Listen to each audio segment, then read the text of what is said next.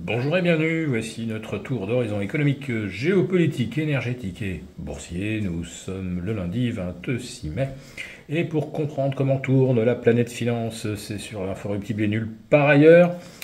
Et la thématique du jour, ce sera Trump vient encore de changer d'avis en 48 heures, mais Poutine est devenu fou. Donald Trump nous refait donc le coup de je vais vous surtaxer, ça va être un coup de massue dantesque, vous allez devoir négocier à mes conditions. Et 48 heures plus tard, allez, on repousse le délai d'application et on va discuter, on va trouver un bon accord. Alors un bon accord côté européen, ça y est, on sait à peu près à quoi s'attendre. On jugerait acceptable que les taxes américaines soient de l'ordre de 10% au lieu de 2,5% précédemment. Alors, après les 10% de taxes sur l'Amérique du Sud, les 30% de taxes sur la Chine, 25% sur le Canada, on arrive à un total de 17% de taxes imposées par l'Amérique au reste du monde, alors qu'avant le 2 avril dernier, le montant des taxes était de 2,5%. Alors imaginons qu'après négociation, on ramène le taux de taxation globale à 12,5 ou 13%, ce sera quand même un quintuplement. Et les marchés, eux, font comme si cela n'allait rien changer au cours des semaines, des mois et des années à venir. Bien sûr que ça va changer beaucoup de choses, mais comme on a envie de voir les marchés monter, on fait comme d'habitude, même pas mal. Ça peut continuer comme ça. Les taux, pareil, 5%, 5,05 sur le 30 ans. Oui, je sais, aujourd'hui c'est fermé, mais on a quand même des cotations électroniques. On voit que les taux se retendent aux États-Unis. Pareil, on ne va pas s'inquiéter pour si peu. En revanche, on peut peut-être se préoccuper des dernières déclarations de Trump qui qualifient Poutine de fou. Il est devenu fou. Il a bombardé Kiev avec des drones et des missiles. Si l'on essaie de remettre tous les éléments dans leur ordre chronologique, lors d'une visite dans l'enclave de Koursk, l'hélicoptère de Vladimir Poutine a fait l'objet d'une attaque de drone qui visait donc à détruire son hélicoptère, voire à l'éliminer. Alors maintenant, imaginons Donald Trump, lors de son premier mandat, se rendant par exemple au Pakistan, sachant que les opérations militaires se déroulent encore en Afghanistan. Imaginez des rebelles afghans essayant d'abattre l'hélicoptère de Donald Trump. On peut imaginer que le lendemain, ce serait abattu un déluge de feu dantesque sur les quartiers islamisés de Kaboul et tous les camps connus de djihadistes. La riposte de l'Amérique aura été évidemment massive et probablement très meurtrière. Mais aux yeux de Donald Trump, et donc c'est sa nouvelle communication, Poutine est fou.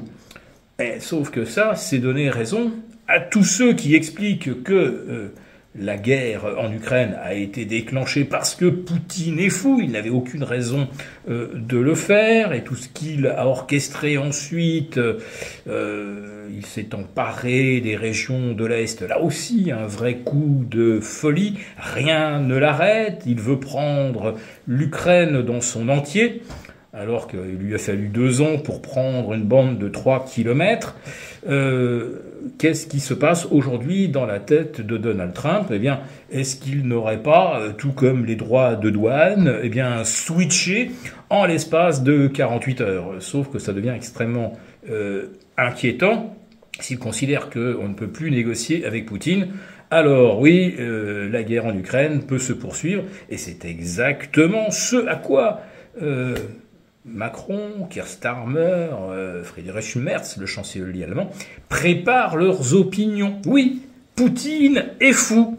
Et maintenant, même Trump le reconnaît. Donc là, on n'est peut-être pas près d'avoir la paix. Allez, revenons maintenant en France, parce que je ne vais rien vous dire sur Wall Street aujourd'hui. Le marché est clos, c'est un banking holiday.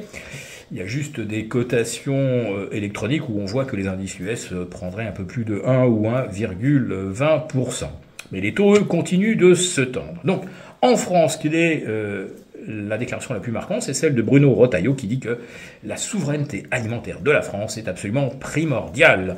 S'est-il aperçu que le gouvernement auquel il appartient, des gens qui sont très proches de Macron, de von der Leyen, eh bien, ont approuvé tous les traités de libre-échange avec l'Amérique du Sud, avec l'Asie. On s'apprête même peut-être à abolir les droits de douane avec la Chine pour embêter les Américains.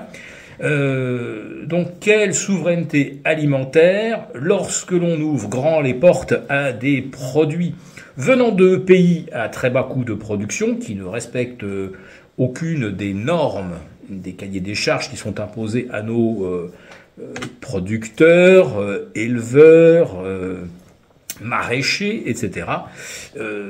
C'est encore un discours complètement schizophrénique. Mais voilà, aujourd'hui la grande nouvelle quand même, c'est que Poutine est fou. Et quand on ouvre aujourd'hui ces sites d'information sur Internet, on découvre des bombardements apocalyptiques sur la bande de Gaza, revendiqués bien sûr. Là, c'est pas des oui-dire, c'est Israël qui revendique 200 frappes en l'espace de 48 heures sur la bande de Gaza, visant bien sûr des objectifs militaires, et qui multiplie une nouvelle fois les victimes civiles, notamment dans une école complètement rasée. Pour vous remercier de votre fidélité, vous pouvez télécharger gratuitement, en suivant le lien ci-dessous, un guide complet sur l'achat d'or physique qui représente un investissement de choix en période économique incertaine et surtout d'inflation. Merci et à bientôt.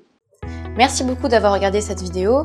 N'hésitez pas à réagir dans les commentaires ou à liker et partager cette vidéo si le contenu vous a plu. Et pour ne rater aucune de nos prochaines émissions, vous pouvez vous abonner à notre chaîne et activer les notifications. Et pour plus de contenu, n'oubliez pas que le dernier rapport rédigé par nos experts est accessible en cliquant sur le lien de description. On se retrouve tout de suite dans les commentaires et je vous dis à très bientôt pour une prochaine vidéo.